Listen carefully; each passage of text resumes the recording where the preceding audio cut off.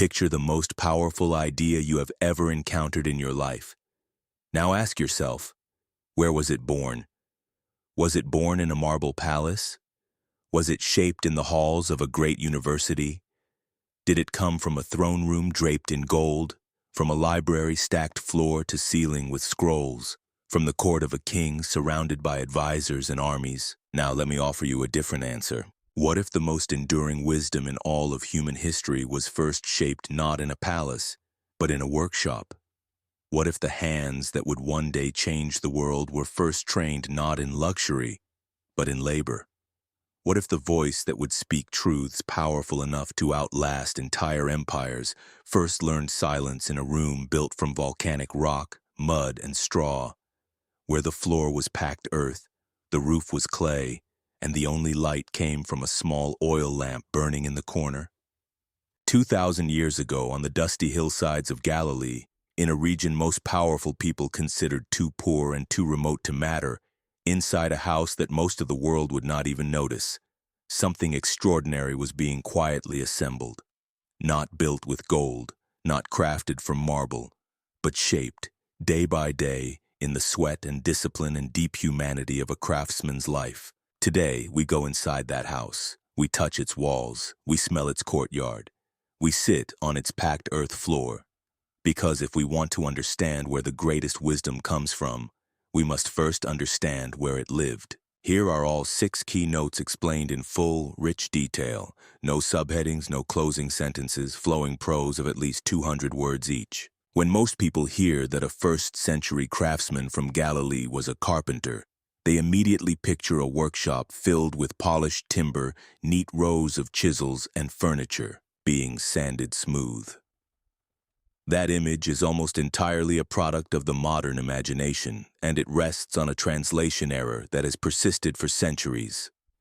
The Greek word used in the Gospels is tekton, which does not denote a specialist in woodworking. In classical and Koine Greek usage, tekton functions as a broad occupational label for a builder or craftsman involved in construction, someone who makes, repairs, and assembles the structures people inhabit. If the writers of the Gospels had intended to specifically describe woodworking as the defining feature of the trade, they had far more precise vocabulary available to them in the Greek language. Their deliberate choice of this general construction term tells us something important.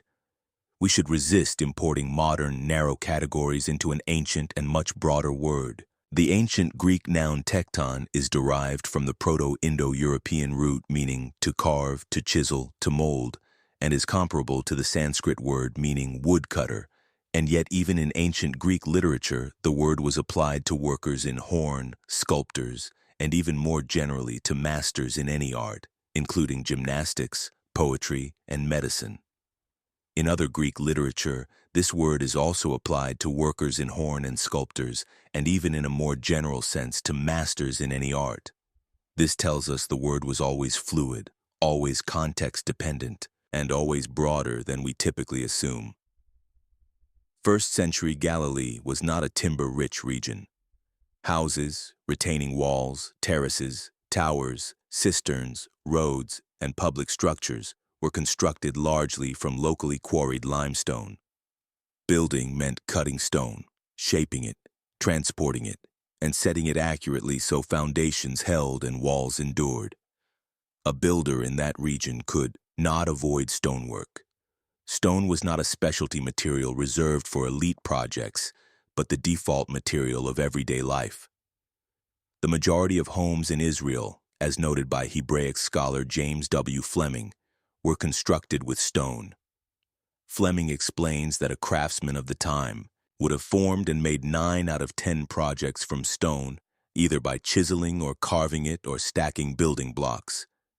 The word tekton, therefore, carried with it not the scent of a wood shavings workshop, but the dust of a stone quarry, the weight of a mallet against basalt, and the grit of a working life spent building the physical world that surrounded first-century Galilean society. The home of a first-century craftsman in Galilee was a world away from anything the modern reader would recognize as a house.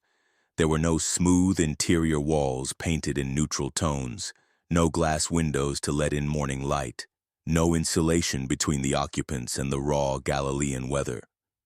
What stood in Nazareth and the surrounding villages was something far more primal and far more honest, a structure built directly from the earth beneath it, shaped by the hands of the people who lived in it, and subject to the constant pressures of wind, rain, and time.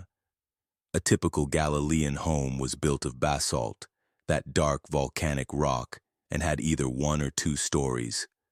A stonemason used a wooden scaffold as he carefully squared the larger rocks and wedged smaller stones in between to provide stability and strength. Sometimes walls were plastered with mud and straw. The door frame was built of shaped stones and covered by a wooden door. A courtyard, located between various rooms of a family's housing complex, was paved with stones. What is striking about this construction is how completely it was shaped by the materials immediately at hand. The volcanic basalt of Galilee is abundant, dark, heavy, and extremely hard. Cutting and shaping it required enormous physical effort, and a craftsman who worked with it daily would have developed formidable strength and skill. Each family occupied a domestic space or house of one or two small rooms built of native stone held together by a mortar of mud and smaller stones. Floors were made of packed earth. The roofs were thatched, constructed of thick bundles of reeds tied over beams of wood, most likely covered with packed mud for additional protection. The roof was not simply a ceiling, it was a functioning part of the household.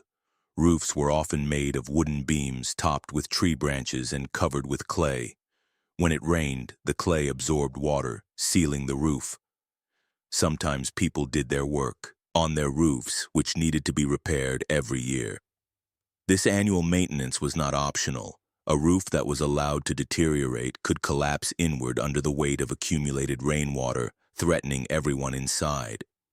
Because taxes in this period were high and most families lived only slightly above subsistence levels, homes in Galilean villages displayed no internal decor, had limited furnishings, and contained no luxury items. The house was purely functional.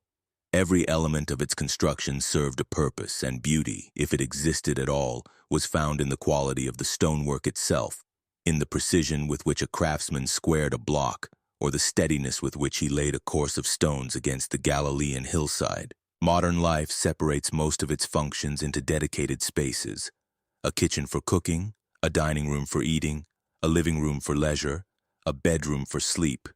The first-century Galilean home made no such distinctions. Life happened in a single, multi-purpose room, and the people who lived in that room were bound together by necessity as much as by love. Privacy, as we understand it, barely existed. The family room was where food was prepared and consumed, where children were born and where the elderly died, where the day's work was discussed and the Sabbath prayers were offered. It was simultaneously warehouse, kitchen, dining hall, and living room, all compressed into a space often no larger than a modern bedroom. A Galilean family room, the center of family life, was probably used for eating, storing food, and socializing when the weather was inappropriate for being outdoors in the courtyard. Wealthy people reclined as they ate. Poorer people sat on the floor or benches. Food was served on pottery plates or in pottery bowls. Jewish laws regarding clean and unclean apparently required that different pottery be used for different types of food, so that meat and dairy did not mix.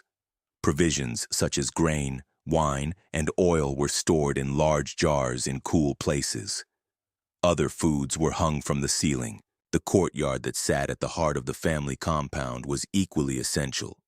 Instead of standing alone, 3 or 4 of these small dwellings were clustered around a courtyard open to the sky. Surrounded by an outer stone wall, they formed a secure living space.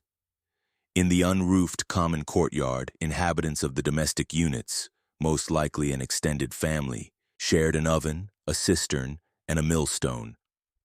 This arrangement reveals something profound about how community functioned in first-century Galilee. Extended families did not simply live near one another, they lived around one another, sharing the most basic resources of daily survival. The oven, the cistern, and the millstone were communal tools, and the work of grinding grain, drawing water, and tending fire was shared work. A typical Galilean kitchen contained a domed oven for heating and cooking when the weather was cold. Animal dung, the pulp of pressed olives, and small branches were used as fuel. Common kitchen utensils included hand grinders for making flour, cooking pots, reed or palm leaf baskets for gathering and storing food, a broom, and stone water jars.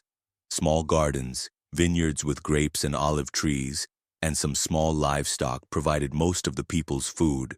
The family room in this sense was not just a physical space. It was the beating heart of a way of life that placed communal survival, shared labor, and family solidarity at the very center of every waking hour. There is a strong human tendency to romanticize the ancient world, to imagine life in first-century Galilee as a kind of pastoral simplicity, people moving slowly through golden fields, their days uncomplicated and their burdens light. The archaeological and historical record corrects this image sharply. Life in that time and place was hard in ways that are almost impossible to fully comprehend from a modern vantage point. There were no shortcuts, no labor-saving devices, no mechanical aids of any kind. Every task that needed doing required a human body, and the cumulative toll of that physical labor on those bodies was enormous. Whether you were fishing or in agriculture, that would have been a fairly hard life, a difficult life with lots of menial labor, fairly intensive labor, but also very seasonal labor, so that there would be times in the agricultural cycle where there wouldn't be that much work, where you would try to eke out a living, maybe by producing things or fishing just a little bit more. The physical demands began at sunrise and did not relent until after sundown. Daily life in Galilean villages was relatively modest, especially in comparison to the larger cities of the region such as Jerusalem. Galilean villages typically had no centralized planning, paved roads or plazas, monumental architecture or running water facilities. Instead, they mostly consisted of small groups of homes with simple living rooms clustered around a shared courtyard. As homes expanded to accommodate growing needs, packed dirt paths and alleyways naturally developed, which made living conditions dusty in the hot summers and muddy in the rainy winter season. Water had to be carried from wells by hand. Grain had to be ground daily by women using heavy millstones. Bread, the staple of life, was baked fresh because there was no way to preserve it. With no running water or bathing facilities in these settlements, hygiene among Galilean villagers would have been significantly lower than modern standards.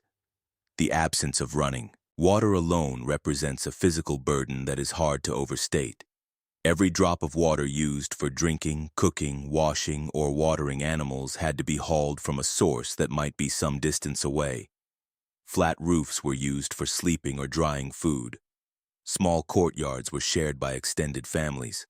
There were few furnishings, often just mats, pottery, and oil lamps.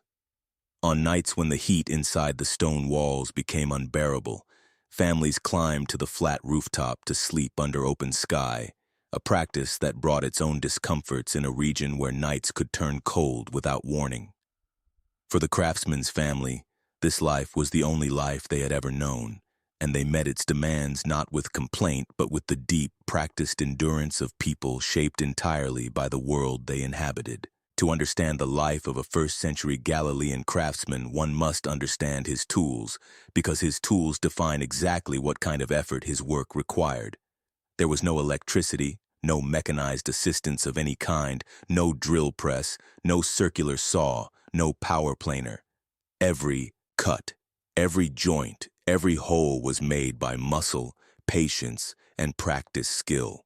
The tools themselves were simple in design but demanded a high degree of mastery to use well. A craftsman who could not read or write could nonetheless possess a body of technical knowledge that took years to acquire. Knowledge encoded not in books, but in the hands, the arms, and the trained eye. Among the carpenter's tools mentioned in ancient sources were the saw, mallet, adze, plummet, and line, chisel, rule stick, plane, and squares. They also used the bow drill, held in one hand by the handle, which they rapidly set in motion by drawing the attached bow back and forth. The bow lathe was a crude, primitive tool, yet a skilled woodworker could produce decorative spindles and bowls with it, much like today's wood turners. He turned the wood by pulling a leather strap back and forth like a bow. This motion moved the lathe and enabled the cut to be made in the turning wood. Each of these tools had its own specific character and demanded its own specific technique. The adze, a curved blade mounted on a handle, was used for shaping and hollowing wood, swung in a controlled arc that required both strength and precision to avoid gouging too deeply.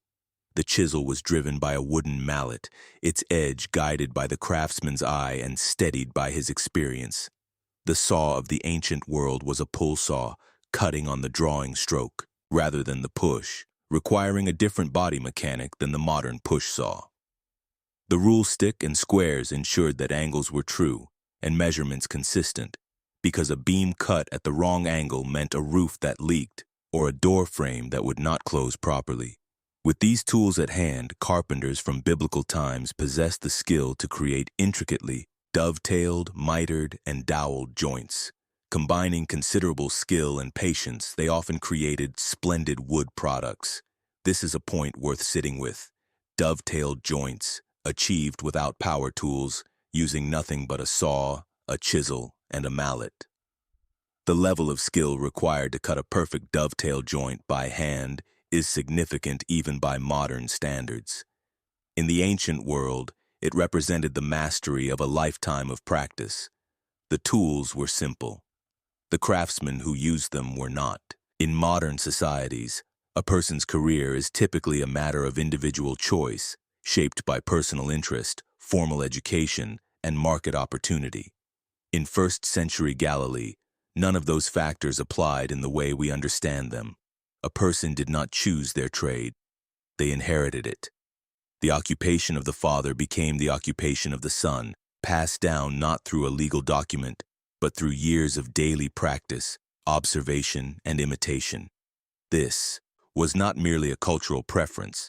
It was embedded in the deepest structures of Jewish law and communal responsibility. The Talmud records that the responsibility of a father to his son was to teach him the Torah, to find him a wife, to teach him a trade, and to teach him to swim. Those are the four things: the Torah, find him a wife, teach him a trade, teach him to swim. Teaching a son his trade was therefore not simply practical preparation for earning a livelihood. It was a religious obligation, a covenant duty that a father owed to his child and to the community that would one day depend on that child's contribution. Sons often followed in the same trade as their fathers. James and John fished with their father Zebedee. The craftsman Joseph passed on his trade in the same way. This pattern was visible everywhere in first-century Galilean society. It was the organizing principle of economic life. A boy did not go to school to learn a trade. He went to his father's workshop, his father's field, or his father's boat. He watched, he imitated, he made mistakes, and he was corrected.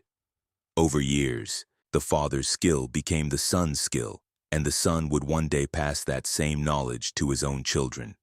Parents were obligated to teach their children a trade, and this obligation was understood to stand for giving children the spiritual, intellectual, physical, and social skills necessary to live productive and meaningful lives.